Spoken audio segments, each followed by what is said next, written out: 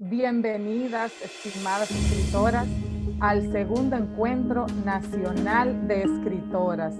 Para nosotras es un verdadero placer y privilegio, aún desde casa y en medio de prácticamente un apocalipsis, pues compartir este espacio de reflexión y conocimiento con ustedes. El segundo encuentro nacional de escritoras este año tiene los siguientes objetivos principales: conocernos a través de nuestros textos y conocer el valor de la crítica literaria.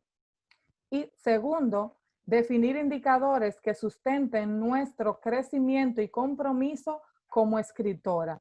Es importante resaltar que ambos objetivos son los que emanan del primer encuentro nacional de escritoras, son el resultado de ese día de conversaciones, de encuentro, de discusión, en el que vimos que las necesidades que tenemos y decidimos priorizar estos dos aspectos por el momento. También las actividades que seguimos desarrollando durante el año como Proyecto Anticanon responde a eso que descubrimos con el primer encuentro nacional de escritoras, son las limitaciones y las oportunidades que tenemos las escritoras dominicanas. Otro aspecto muy importante de este segundo encuentro nacional de escritoras es que sentimos la necesidad de acercarnos a la diáspora.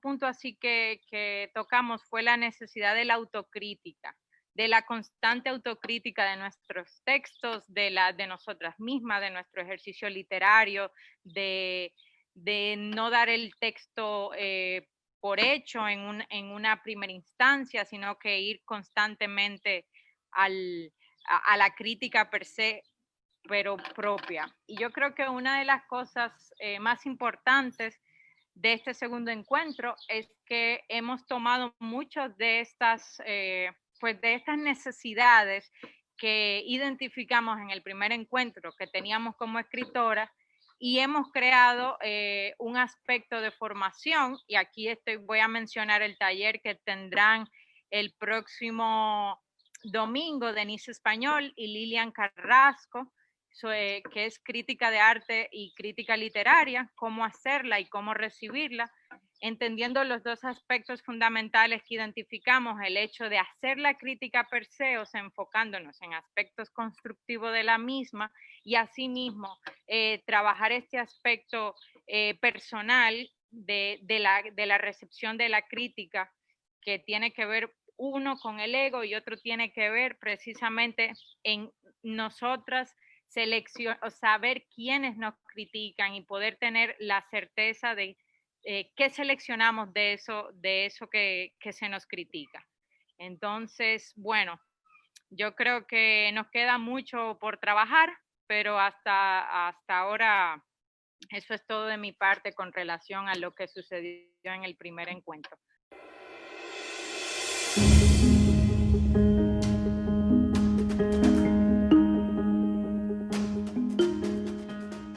Tenemos otra pregunta. ¿Cuáles son las diferencias y las semejanzas entre su proceso de escritura de ficción y de no ficción? Son dos procesos muy distintos. Por ejemplo, yo estoy haciendo ahora, terminando un libro sobre la migración china. En el proceso de escritura racional de lo que pienso, tú tienes que buscar datos. Yo duré casi 2 horas verificando una fecha. Cuando yo estaba escribiendo Minerva, después que hice la investigación, era mi imaginación. Lo que estaba era escribiendo lo que el teclado me dijera, porque yo digo que mis dedos se escriben de manera automática cuando estoy en fase maníaca, porque hay días que puedo escribirte 10 páginas y hay un día que te escribo una línea, y ustedes lo saben. Hay días que, por ejemplo, ayer yo estaba en fase maníaca y escribí todo el día completo. Me paré de la computadora a las 7 de la noche. Quería seguir escribiendo, pero debía descansar. Entonces, son dos procesos distintos, porque en la razón tú tienes que ser preciso en el dato que das. En el del corazón, tú escribes lo que sientes y solamente le das importancia a la forma. En la otra, tú tienes que dar fondo y contenido. Aunque en el caso, por ejemplo, de dónde vengo, yo tuve que hacer investigación en el libro de Migración China. Pero eso es una autobiografía, pero ahí escribí mucho más de los recuerdos. Pero tiene también una parte sobre migración que tuve que investigar. O sea, siempre la investigadora está presente en la escritura de la ficción.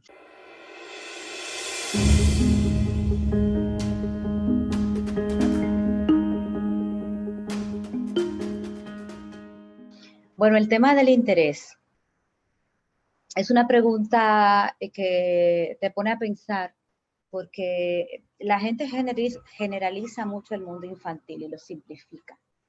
Entonces, cuando hablamos de interés, entendemos que literatura infantil es cualquier cosa y cualquier género, y que a un niño, si no le gusta un cuento, a lo mejor sí le gusta el teatro, y si no le gusta el teatro, a lo mejor le gusta la poesía.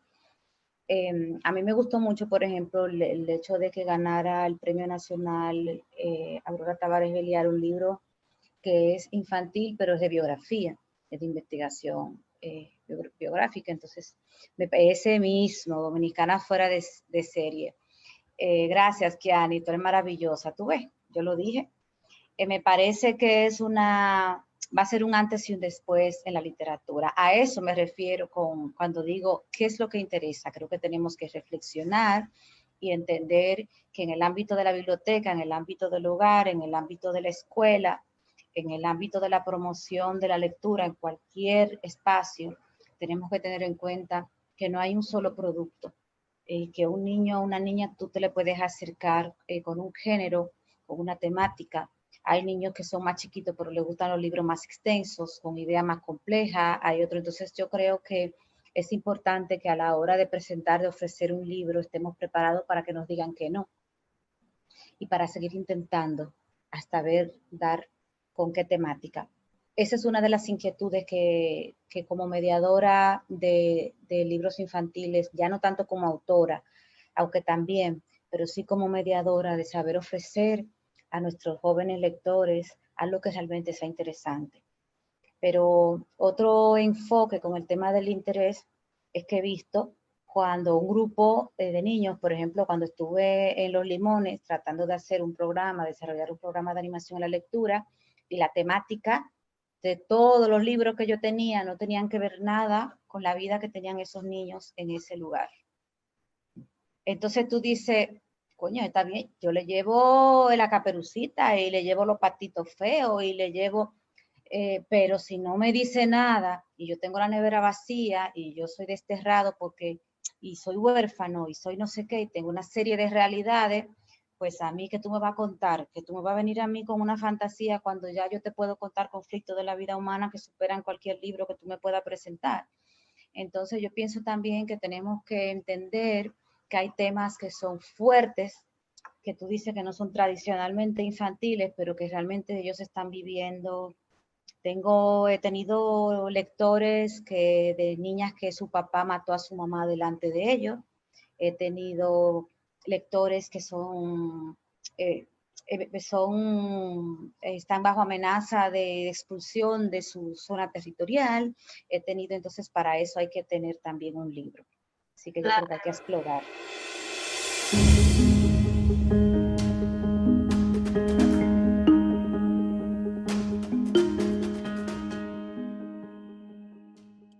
Hablemos mejor entonces de la relación entre lectura y escritura. Para mí, pues indisoluble, porque lectura y escritura son para mí anverso y reverso de la experiencia literaria, desde el Quijote, desde el Quijote, desde esa su crítica, esa criticidad tan maravillosa en esa grandísima y primera novela, su crítica, su transgresión, la de Alonso Quijano, por ejemplo, cuando le dice a Sancho, es cierto lo que dice Sancho, por el leer y el escribir entró la locura al mundo.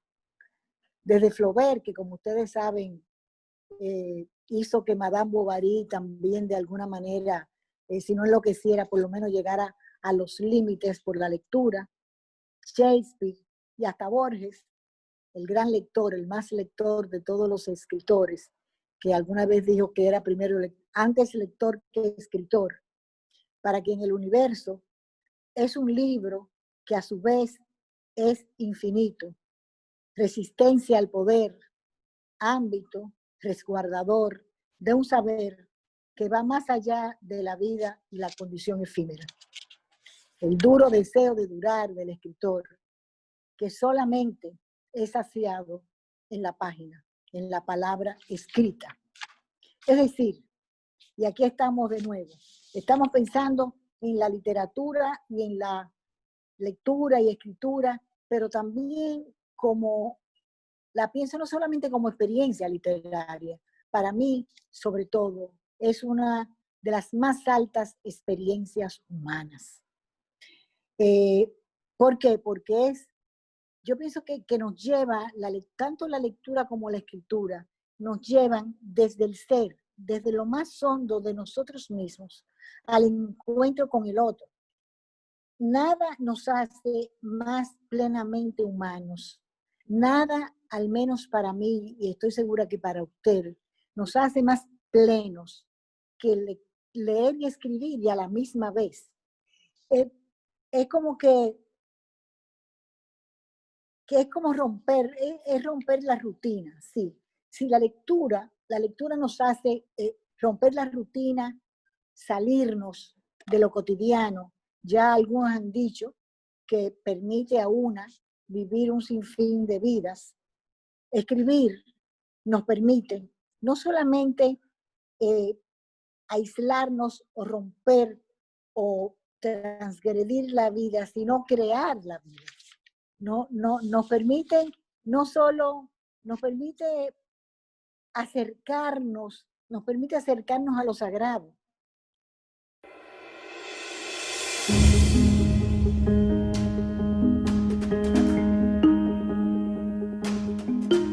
Para mí, hablar de afroidentidad me describe, porque es como me decía un amigo ayer, todo lo que hago es de negra, todo lo que hago me identifica, todo lo que pasa aquí en mi país, todo lo que pasa en nuestra cultura es la afroidentidad. La forma como bailamos, la forma como cocinamos, la forma como nos vestimos, todo lo que hacemos es de nuestra herencia afroantillana.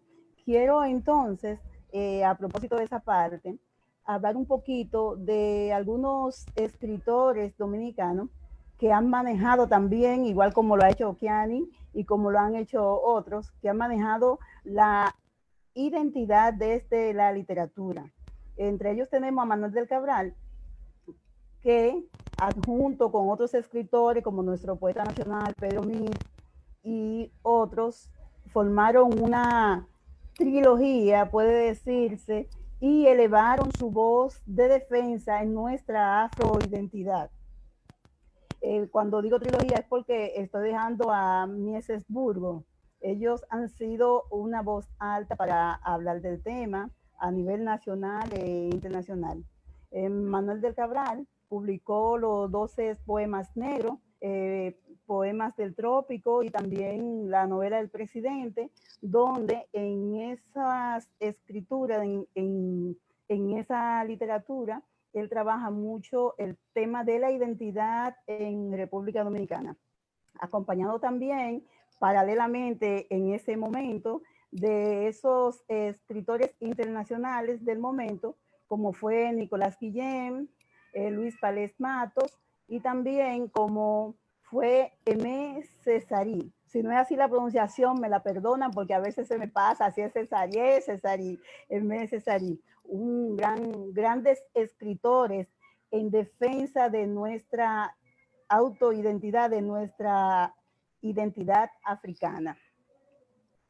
Otro escritor que no puedo dejar de mencionar es Thoreau, también, que fue un cibaeño de allá de los lados donde nació Kiani, pero él fue de La Vega, y él trabajó la poesía social, pero también se dedicó a ese tipo de trabajo de reconocer y de rescatar nuestra identidad. Yo quiero compartir con ustedes un fragmento, primero del poema Aire Negro, de Manuel del Cabral, y luego un fragmento de este poema de Rubén Surón.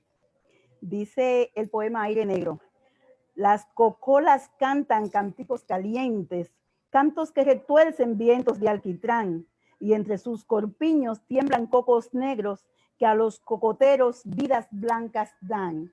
Esa es una estrofa que me parece hermosa, que hace referencia a esa negritud que llevamos y que se refleja en nuestra sociedad. Y también tenemos de Rubén Suro un fragmento del poema Rabiaca del haitiano que mata mosquito. Esta me gusta porque he visto que en el país se aparece en libros de textos antiguos, porque yo recuerdo al ver otra vez el poema, que cuando era pequeña lo veía en los libros de lengua española. Dice este fragmento: maldite moquite, me tiene fuñíe, con ese zumbíe que no puede aguantar. Yo quema hoja seque, a ver si se va. Está todo dicho, o sea, con ese tipo de poesía. Él trató en la época de 1939, donde ustedes sabrán que si ahora tenemos problemas con el asunto de que nos atacan con nuestra identidad, de que somos negros pero que queremos parecer blancos, imagínense entonces la lucha que tenían en 1939 y esos escritores que se atrevieron a levantar la voz por rescatar lo que era nuestra o lo que ha sido siempre nuestra afroidentidad. En otro caso, tenemos una escritora excelente que es César Albert, que para mí es una referencia como escritora. César Albert, ustedes saben que ha sido galardonada tanto dentro del país como fuera por sus publicaciones, porque ella, además de que ha sido académica, es poeta y publicó los libros Los Africanos y Nuestra Isla en 1987, y más tarde publicó un libro que se hizo muy popular, que es el libro de Pulula, que es un poema de poesía enteramente negra. Y en 1990 publicó el libro Mujer y Esclavitud, un libro que me encantó porque habla de toda la historia de cómo vino, de cómo nos buscaron desde África, de cómo entonces vivimos aquí, cómo nos maltrataron.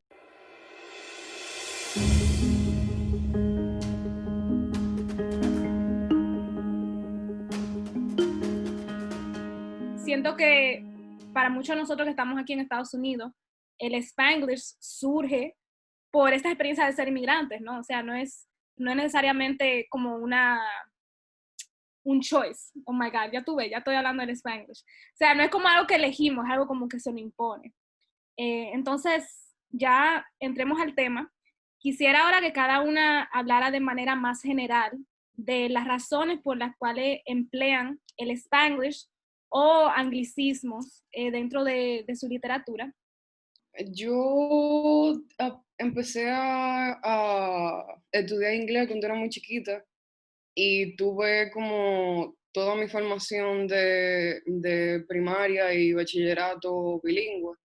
Entonces como que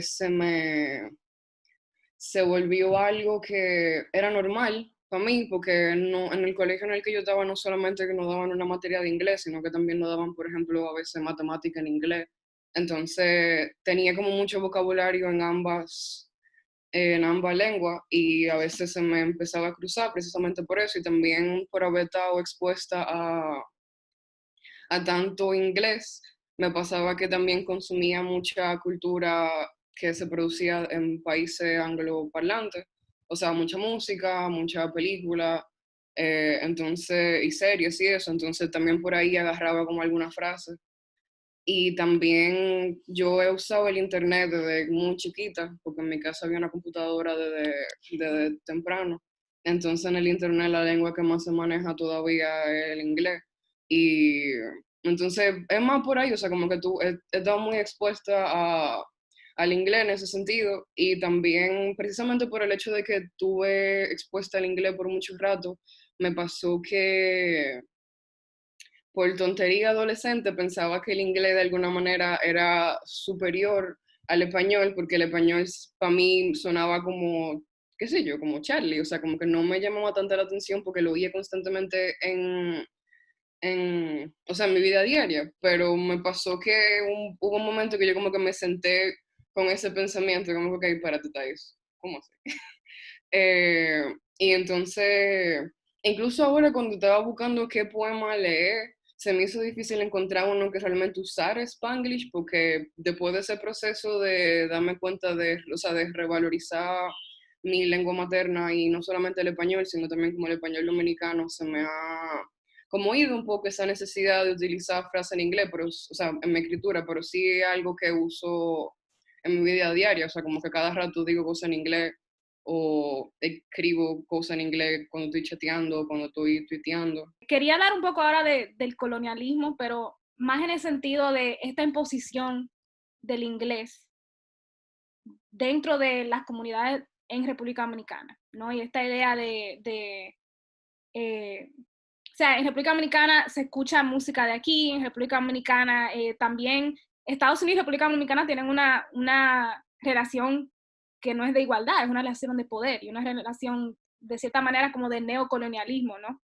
Entonces, me gustaría mucho saber qué piensan ustedes de esta tensión y quizás cómo la manejan un poco, esa tensión de usar el inglés en República Dominicana. Es muy diferente a nosotros aquí, que tenemos una experiencia quizás más bicultural, usar el español o usar los dos idiomas. Entonces me interesa mucho saber, también por curiosidad, pero para hablar un poco más del tema, ¿no? Sobre esa tensión y si la han pensado y cómo la manejan.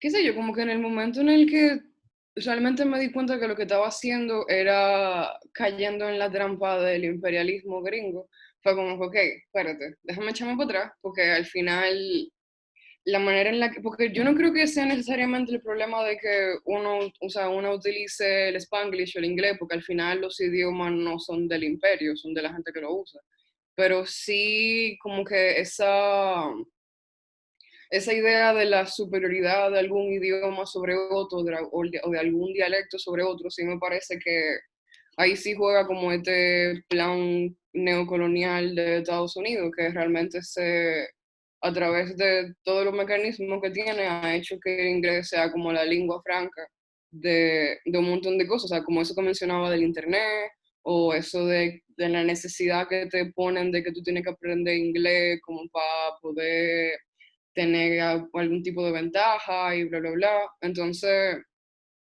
no sé, ahora mismo, como vuelvo y digo, sí tengo muy presente esta idea de que eso de que los idiomas y los lenguajes no son de nadie más aparte de la gente que activamente los utiliza. Entonces, esa tensión en ese sentido no la veo tanto en el lenguaje per se, pero sí, por ejemplo, pasa qué sé yo, y lo vi mucho como en clases sociales más altas, aquí en Santo Domingo principalmente, que utilizan el inglés como marcador precisamente de clase, o sea, como utilizan el inglés, eso es una cosa que se usa mucho en mercadeo, por ejemplo, cuando aquí la cosa la están brandeando para gente de clase un poco más alta, usualmente el idioma que se utiliza es el inglés, entonces por ahí también se mete como esta idea de que el inglés es superior, y no solamente el inglés en sí es superior, sino que si tú sabes inglés, tú eres parte como de un club selecto de personas, cuando realmente un montón de gente habla inglés, y es como estúpido tú pensar que por tu hablar inglés tú eres mejor que otra gente. Pero, pero sí, o sea, como que todavía existe esta idea de que si tú hablas inglés es mejor, o que la música en inglés es mejor, y sí es un ejercicio consciente que hay que hacer como para desmontarse toda esa idea y después replantearse realmente qué significa para cada quien utilizar X o Y lenguaje. Entonces siento que es eso, como que hay que desmarañar un montón de cosas antes de caer en algo como reduccionista de que el inglés es mejor o que todos los idiomas son iguales, cuando realmente las cosas que juegan ahí son muchísimas.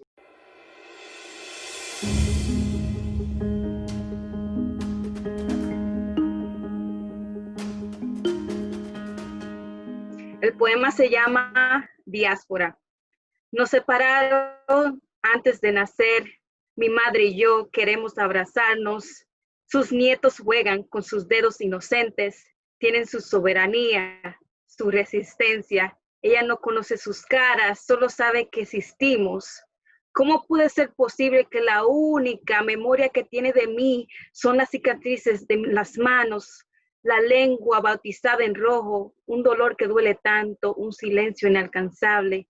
My mom, mi madre, speak another language, full of tropicals and half moon. A veces la llamo, solo me responde, enviándome una ola, hundiendo mis sorrows en el Atlántico.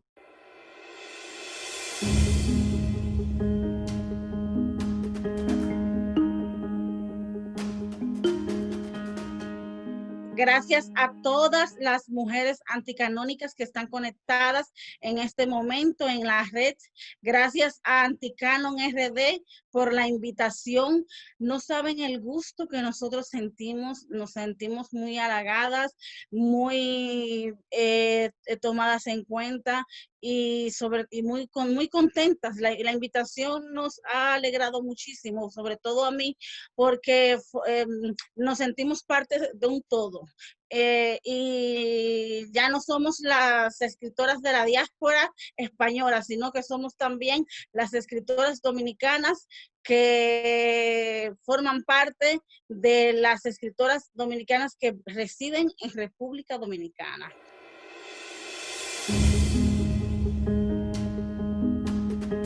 Pues a ver, yo soy escritora y soy dominicana. Es como que tenemos muchas etiquetas, pero al final es una escritora, ¿no? Dominicana. Y normalmente cuando estás en la diáspora te sientes un poco tras la puerta, te sientes un poco olvidada porque eres escritora dominicana, pero no estás. Y como que se asume que si no estás en la isla, no estás mojándote los pies en nuestras orillas, no existes. Y muchas veces ves eventos que dices, caramba, yo debo de estar ahí, yo debería estar formando parte de eso, porque yo soy escritora dominicana, no escritora española. Entonces estás en un limbo, porque aquí en España no eres escritora española, pero para los dominicanos tampoco eres escritora dominicana. Entonces, ¿qué eres? Se parece mucho a cuando emigras, ¿no? Nunca vas a ser parte del país en el que vas, porque siempre eres extranjera. Pero cuando vas a tu país te dicen, oye, que tienes acento, que ya hablas, es que ya tú no eres dominicana, no sé qué es lo que tú te... Entonces como que no perteneces. Y en mi literatura trato de pertenecer, ¿no? Abarco temas muy internacionales, temas que todos nos podemos relacionar, pero siempre en mi poema vas a encontrar palabras muy nuestras, muy dominicanas, porque yo soy dominicana, aunque no me veas, aunque no esté ahí, me duele, soy activista, estoy pendiente en todas las cosas que pasan, muy metida en política, muy metida en temas ambientales, porque no estoy, pero soy.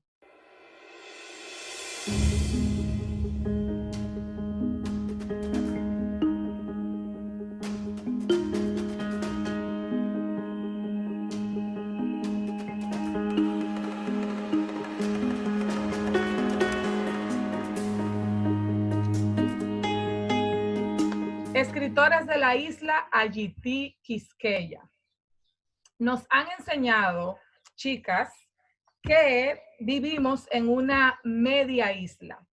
También nos han enseñado que las relaciones de las dos partes de esta media isla y la otra media isla están caracterizadas por la tensión, un comercio obligatorio y una rivalidad histórica. Nos han enseñado que la identidad dominicana es igual a todo lo que no es haitiano, lo que no es Haití.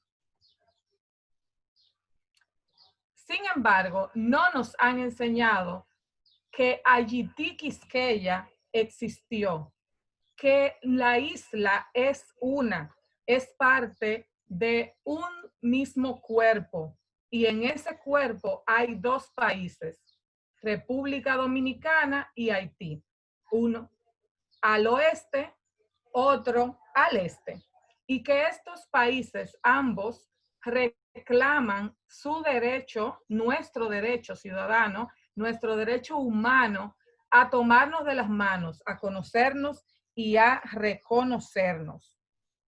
Esto ha sido la vida y la lucha de muchísimos artistas y personas a lo largo de nuestra historia, y esto tampoco se reivindica lo suficiente. Por poner dos ejemplos, Jacques Renaud es un poeta, fue un poeta haitiano-dominicano que murió en la gesta de abril del 65 por nuestra democracia dominicana, luchando por ella.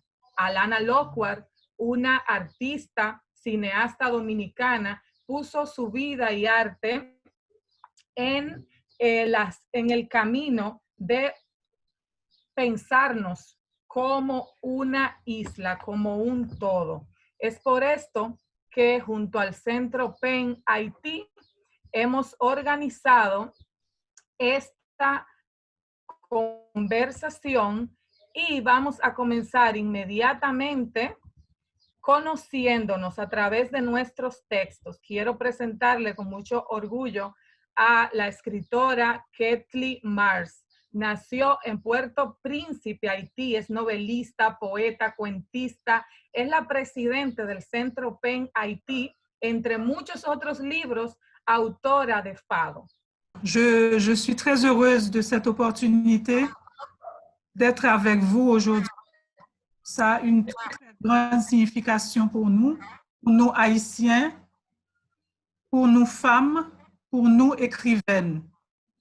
Et en tant que présidente du Centre PEN Haïti, qui est une association d'écrivains et de journalistes, il était vraiment, l'invitation est une grande opportunité que vous nous donnez de pouvoir parler ensemble.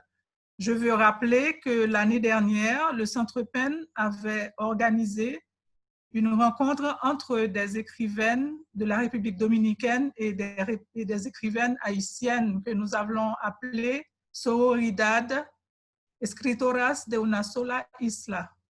Et les jeunes dominicaines qui avaient accepté de venir partager avec nous s'appellent Daniela Cruz Gil, Thais Espaya, Isis Aquino, Alicia Mendes Medina. Malheureusement, à cause de la situation socio-politique en Haïti en octobre dernier, nous avons dû annuler cette rencontre et vraiment nous avons été extrêmement désolés d'avoir à le faire, mais la sécurité de nos invités était le plus important pour nous. Mais nous espérons et nous sommes certaines que dans les prochains mois, nous allons organiser encore une rencontre où nous pourrons nous retrouver l'une à côté de l'autre et nous parler directement l'une avec l'autre. Je dois dire aussi qu'en octobre dernier, j'étais à Dajabon et à Malpass pour participer à la 9e édition d'une activité, d'un événement qui s'appelle Borders of Light. C'est une rencontre entre Haïtiens et Dominicains pour commémorer l'anniversaire du massacre qui s'était passé en octobre de 1937. C'est une initiative qui a été faite par l'écrivaine Julia Alvarez et qui continue depuis 9 ans. Et aujourd'hui, c'est Eddie Paulino, le Dominicain né à New York, et Cynthia Carrion qui sont les principaux initiateurs de cette activité. Et c'était vraiment un moment chargé d'émotion pour moi de rencontrer tous ces gens. Ce n'est pas la mémoire du massacre qui nous a réunis, mais la mémoire de tout ce que nous sommes l'un pour l'autre. Nous sommes deux peuples qui avons plus de choses qui nous réunissent que de choses qui nous divisent. Il s'agit pour nous de le comprendre. La pregunta principal que nos interesa hoy introducir en este largo camino que nos queda por recorrer de relaciones y conocimiento y reconocimiento es: ¿qué significados cobra para nosotras ser escritoras provenientes de una isla en el centro del Caribe y donde comenzó la colonización, donde comenzó la trata esclavista? ¿Qué significa para nosotras provenir de un pueblo con una historia esclavizada y dominada, pero también de larga resistencia? La littérature n'a pas de frontières. Elle ne connaît pas le sexe, la couleur de la peau. Elle ne connaît pas les conditions que nous vivons. La littérature est un pouvoir. Depuis que je suis un écrivain, et en prenant de l'âge, j'ai compris que, particulièrement au niveau de nous autres, la Caraïbe, nous n'identifions pas nos vrais ennemis. On nous a appris à penser d'une certaine façon et à nous voir d'une certaine façon qui ne fait que nous détruire. Quand nous écrivons, nous ouvrons nos têtes, nous ouvrons nos pensées et nous ouvrons nos cœurs. Je pense que nous sommes arrivés au moment où il faut nous retrouver. Et je suis heureuse de voir que même si dans le passé, il y a eu des effets, des efforts et de rencontres entre les intellectuels, entre les écrivains, entre les poètes de l'île Haïti-Quisqueya et de la Caraïbe, aujourd'hui, le moment est venu vraiment de nous rapprocher parce que il y a danger, parce que nous ne pouvons pas, nos destins sont liés. Nos destins sont liés et nous avons tout intérêt à apprendre à mieux nous connaître et à mieux partager ce que nous avons en commun. Primero decir que la paz que no ha podido ser construida entre Haití y República Dominicana, porque subyacen tantas malinterpretaciones y tantos abusos, va a tener que ser construida por nosotras, las mujeres escritoras. ¿Qué significa para mí? Para mí ha significado, tuve que salir de la isla, ir a Estados Unidos para descubrir que a 4 horas de Santo Domingo estaba Haití, y para conocer sus autores, leer sus maravillosos escritores, sus grandes poetas. Descubrir inclusive a Jacques Viau, que vivió aquí, luchó en la Revolución de Abril en el 65 y tiene una poesía maravillosa. Descubrir el otro Caribe, nosotros y nosotras los dominicanos y dominicanas generalmente pensamos que el Caribe son las grandes Antillas, Cuba, Puerto Rico y Santo Domingo. No sabemos nada de la historia extendida, inmensa, maravillosa del Gran Caribe. Ese desarrollo de esa identidad caribeña me parece a mí que es lo primero que una escritora o escritor dominicano tiene que descubrir, tiene que cultivar, tiene que desarrollar y tiene que difundir. Yo no conocía a Frantz Fanon, que es el padre de la independencia africana.